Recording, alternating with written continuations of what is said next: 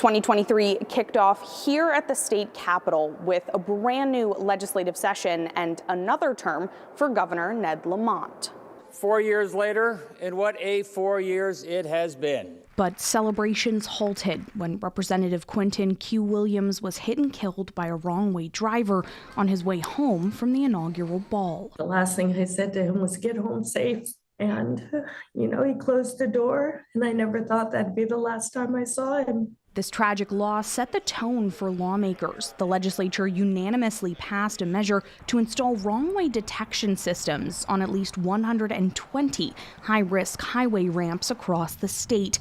But that wasn't the only priority of the 2023 session. A growing economy, coupled with our shared fiscal discipline, has resulted in 4 balanced budgets, soon to be 5. With a historic state surplus, most groups were vying for more funding. But when the governor unveiled his plan for the next 2 fiscal years, it was more modest than many expected. Nearly 1,000 students rallied outside the state capitol after UConn's president claimed the proposed budget would leave the university about $160 million short. We've come to show the governor and the Connecticut General Assembly how much these cuts could affect us. And the protests grew from nonprofit workers to hundreds from the SEIU union.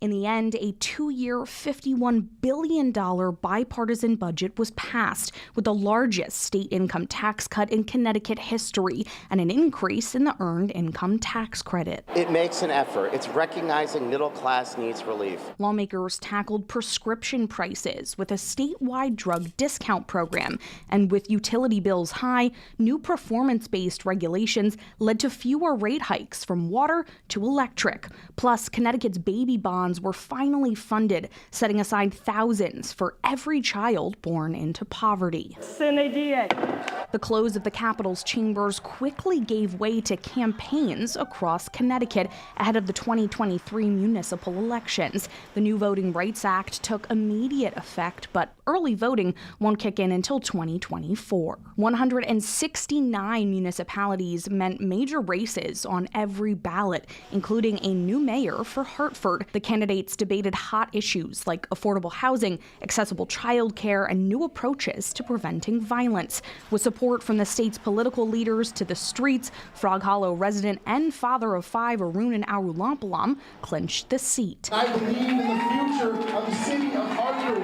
But surveillance video released in Bridgeport dominated the final days of the election cycle. John Gomes, challenging Joe Ganem's 8th term as mayor of Connecticut's biggest city, accused this city staffer of suspicious activity with absentee ballots. Chaos ensued when the court threw out the results of the primary.